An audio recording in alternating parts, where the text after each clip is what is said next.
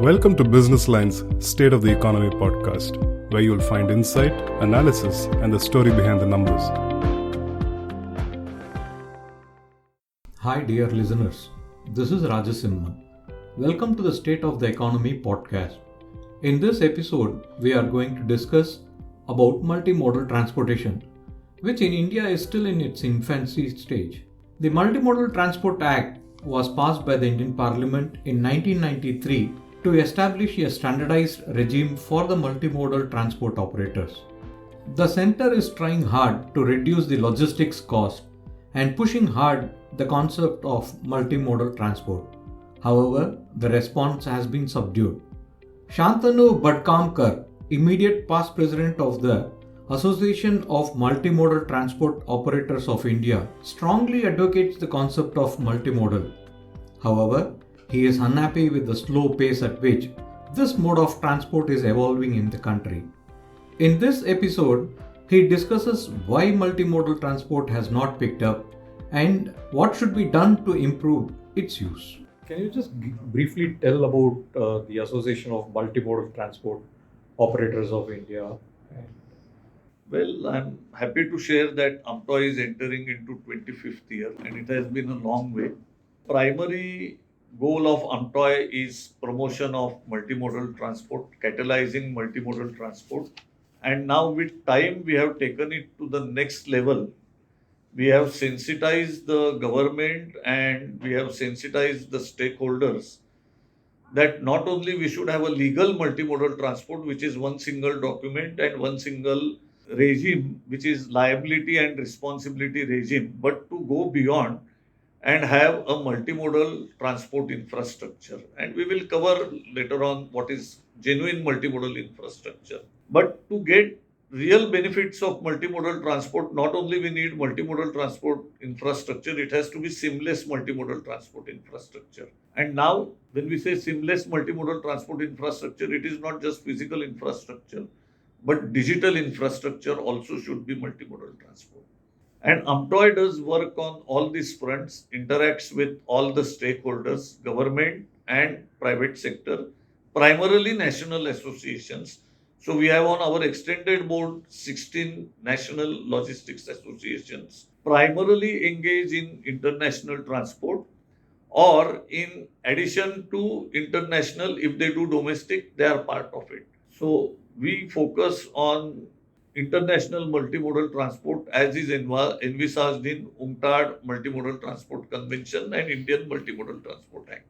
So this is briefly what AMTOI does. We come out with material on this, we come out with suggestions, we work with all the international trade related departments and logistics, all logistics departments, civil aviation, shipping, DG shipping, road transport, inland waterways, coastal shipping, CBIC means primarily customs, finance ministry for trade facilitation and particularly facilitation of international trade.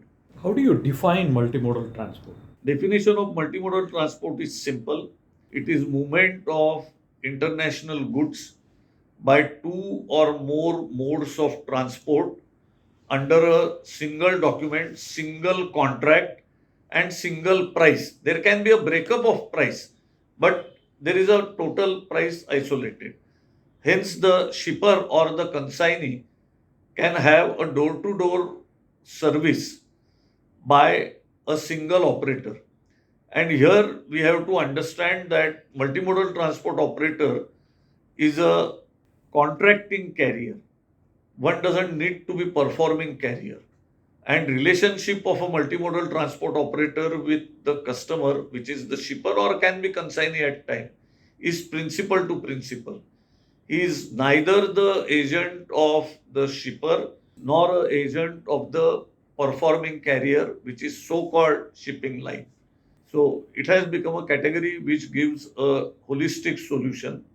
And that is where we like to focus on ensuring that all the benefits of multimodal transport are accrued, and infrastructure providers, we sensitize them to have a multimodal transport enabled infrastructure to ensure that it is a seamless multimodal transport infrastructure. It is a concept entirely conceived and promoted by us. And we are very proud that even Prime Minister and President are now emphasizing the need for multimodal transport and seamless multimodal transport infrastructure.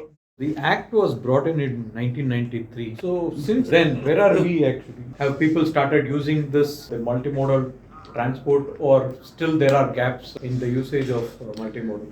Well, if you consider acceptability as success, it is successful. But whether 100% is multimodal, not yet. And it has to do a lot with the shipper education, consignee education, bank education. All the stakeholders need to be educated. Second part is, as I have already covered, that the infrastructure should be multimodal enabled. Otherwise, it can be a technical multimodal transport, but it will be assembling segmented transport, putting a patchwork together, and just because there is one document, one liability, and one contract, we will be calling it multimodal transport. And for simplicity, I will give an example of passenger movement, because passenger transport is also multimodal transport. That's why emphasis, and maybe we can also give example of cargo multimodal. If you go to Europe and land in a airport like Frankfurt, and now many European airports are like that, but Frankfurt I give example because it is the biggest. As you land, you come out of customs and immigration. Within 3-4 minutes, you reach a local railway station.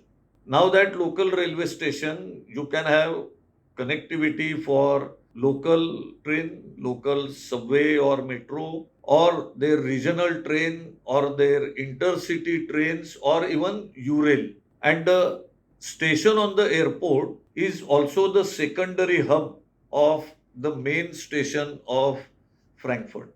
This is a big station anyhow. So airport itself acts as a hub over there. If that is not enough, you have bus services going to the city and different cities in Germany or Europe going from there. You have limousine service right there at 1 or 2 minutes walking distance. You have normal taxi service, and you also have rent a car where you drive yourself. So this is a multimodal solution for a customer. If you take example of Mumbai or Chennai, our railway stations are normally at a distance of 45 minutes to 1 hour from the airport. If you land in Chennai, then go to the local railway station for going see, say Madurai from here. It is not seamless multimodal. It is just a patchwork we do. One mode by air, second mode by road, third mode by rail. Is it seamless? No. Are three modes talking to each other? No. Is there a digital interface? Like when I said it has to be digital multimodal and seamless multimodal. No. Whereas if you fly on a European airline and land in Frankfurt, it will be your ticket up to Stuttgart, and Frankfurt Stuttgart journey can be by train under single ticket, single liability, single cost, everything we talk about cargo. So that starts becoming genuine multimodal right at airport and single transaction. And you save huge time, huge effort in doing all these things. Let's take the example of a cargo. As you said, it's 2 or 3. When we say it's either using airline, then use a road transport, then you shift to shipping.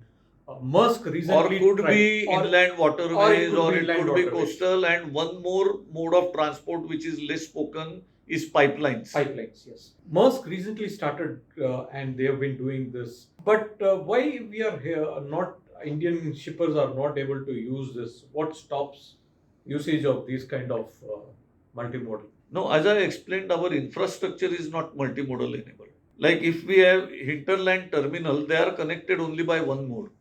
And if they are connected by a second mode, it is usually a standby kind of mode, but it is not two modes competing. If we have to take a wonderful example of a logistics hub and multimodal transport, let us take example of Basel. Switzerland is a high cost economy in Europe. Within Switzerland, Basel is a high cost economy. Within Switzerland, you have Bank of International Settlement, next to New York is Basel. So it's a high cost economy. But still Basel is the pharma capital of the world. And it couldn't have been a pharma capital of the world unless it had a global connectivity and a seamless multimodal connectivity.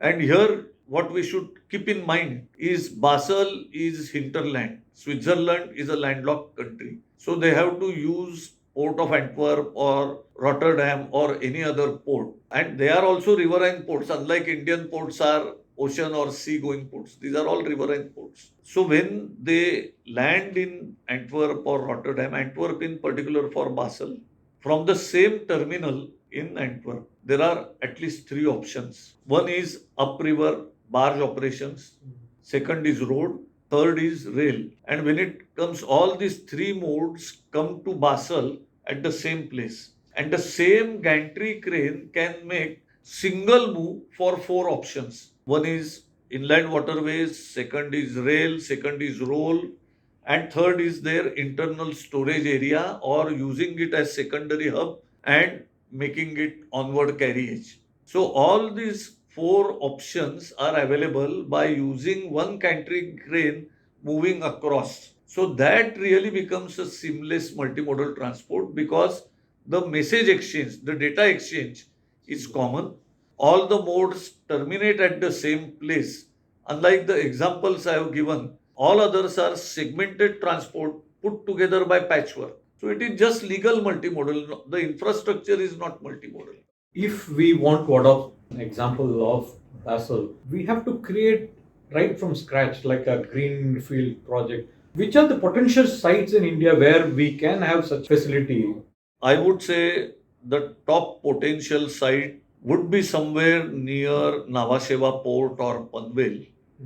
It is not hinterland, but the center of gravity of cargo is dense over there. Second would be between Chennai Bangalore corridor, but the port should also have that kind of capacity. Now in Mumbai, we are getting fourth international port. That gives one, I would say, opportunity for big growth. And all these are connected by railway. Second airport of Mumbai is coming right there. And if that is not enough, Panvel or Panvel to Nashik zone near Navasheva is the center of gravity of cargo for road transport. All northbound cargo from Maharashtra, southbound cargo from Maharashtra, and north-south connection from the western side passes from here. So it is dense in infrastructure. There is a huge warehousing facility that is available, but what we need is even bigger than that. And that is where I would expect the states to play their role. Almost all states have taken a target of $1 trillion economy. We are saying that we will be a $10 trillion economy in 10 years, and by 2047, we want to be an advanced economy. Now, with small 6-7% growth, we can't achieve it. And without international trade, we can't grow at such a rapid pace. You need a robust and fast growing export, physical exports to achieve this. For that, do we have the infrastructure to handle 4 times or 5 times our exports? We don't have. Clear answer is no. Neither Chennai has nor Navasheva has. Mundra is going fast, but even they are getting saturated. So we don't have that surplus capacity. If we take a look at what Singapore has done, what Dubai has done, they have adopted a policy of push concept where they ensure that they have factored 10 years requirement at the time of completion of the project, not starting of the project. So when the project is up and moving and fully functional, they have factored 10 years growth. And the interesting part is Singapore, Dubai, to that extent even Colombo have very negligible domestic consumption. So they have to be really efficient because they are competing for transit cargo. So unless it is really a superlative infrastructure, it can't be successful. And that's where I feel states should work with the center or on their own they should move and create an infrastructure that is global scale. One of the biggest issues is the logistics cost. In fact, India is one of the highest logistic cost. Data may be almost 14% of the GDP, whereas it's almost half in some of the developed countries. Center seems to be focusing on how to reduce logistics. So, how do you think multimodal transport as a concept can help a reduction in this logistics cost? See, to begin with, 14%, 13% logistics cost is a myth.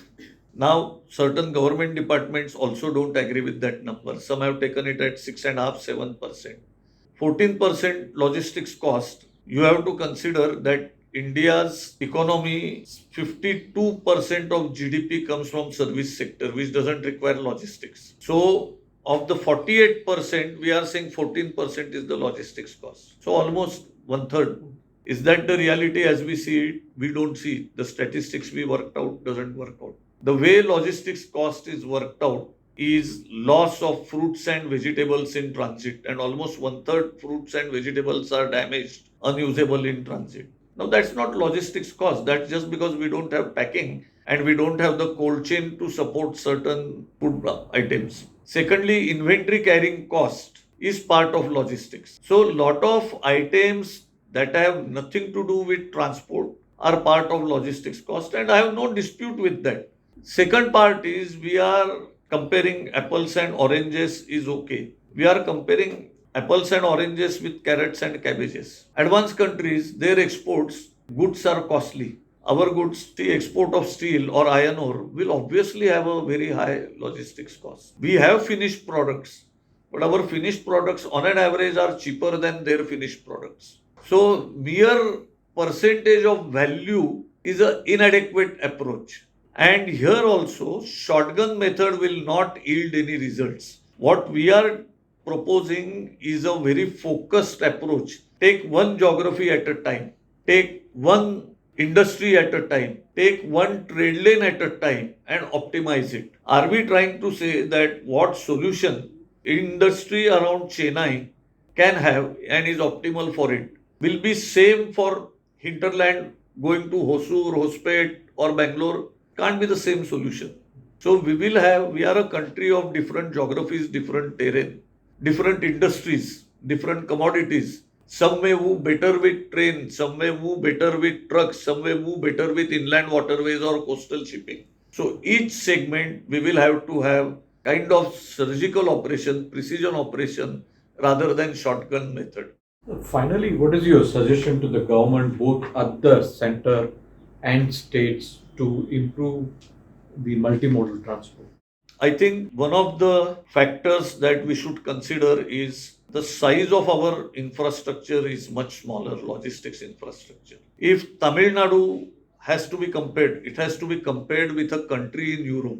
We can't compare India with Europe. We have to compare ourselves with upcoming emerging countries like Vietnam or Dubai or Singapore. See the size of their infrastructure. Can we say Maharashtra or Tamil Nadu's infrastructure should be same, should be less, or should be 10 times bigger than Singapore and Dubai? We have domestic consumption and we have a big potential, and we are on normal trade lanes. These have been traditional trade lanes for moving of cargo by ocean. If we say we have 7,500 kilometer coastline, what is the use we are making of it? How much are we using it for coastal transport? Normally, we feel our potential for inland waterways is limited. But again, that needs to be explored, because before railways came, we had huge inland waterways. So we will have to explore new options. Above all, we have to focus on 2, 3 philosophies over here. One is we should be global scale. Now our petrochemical plants are global scale. Our steel plants are becoming global scale. So our primary and secondary logistic infrastructure should be global scale. And we are the most populous country in the world. So we should be global scale and double of that or triple of that. These are small countries. So we are talking our infrastructure as global scale compared to a very small country. I think we need to have big mind. Today we are talking about India being a $10 trillion economy in 10 years. It won't be possible by minuscule 10-15% investment in infrastructure or growth in infrastructure, logistics infrastructure. We will have to take big leaps and bounds. Second, we have to give up the thinking of global best practices. We pride ourselves as Vishwaguru. We project ourselves as Vishwaguru. And so a guru will go to others, look for their best practices as they appear today. And they appear best practices today because they have conceived it 20 years back. And 10 years back, they have reached at the peak when we start appreciating it. And by now, in all the cases, they have moved to a second plan. They have moved to a new idea. So we will be copycats of people's 20-year-old ideas and call them best kept are not going to take us in future. We are wanting to be advanced economy by 2047. You can't be a low income economy and be an advanced nation. Today, I think our per capita income is around $3,000. If you compare with Germany, which is not highest in Europe, maybe I think Germany is some 65,000 dollars, and Denmark or Scandinavian countries are $100,000. We are still at $3,000. So even if we grow 10%, which we pride, we are growing by $300. They grow by 1%, they are growing by $800. So the gap is increasing. China is said to be stuck in middle income economy and we are stuck in low income economy. In fact, before Sri Lanka went into crisis, their per capita income was higher than India and their human development index was higher than India. And that is where our states and center have to be ambitious to each target global scale. And if you ask me what is the best thing that's happening in India today, is the states are competing with each other. That is perhaps the best thing that's happening on philosophical level. That once you compete with each other, each aspires to be 1 trillion economy fastest. That's where people start accepting new ideas. When we had spoken about these ideas, not 10 years back, but even 5 or 6 years back, most bureaucrats tell us, you are both businessmen, you are private, you can say all these things. If we said that, it will appear ridiculous. But that's what I would say. Before liberalization of 1991, you look at our numbers, you look at your numbers, anybody's numbers. They were so microscopic compared to numbers we have today. So if we could have that transition from pre-91 numbers to post-91 numbers, I think we can easily move from low income economy to middle income economy. And without that, in 2047, we won't be advanced economy.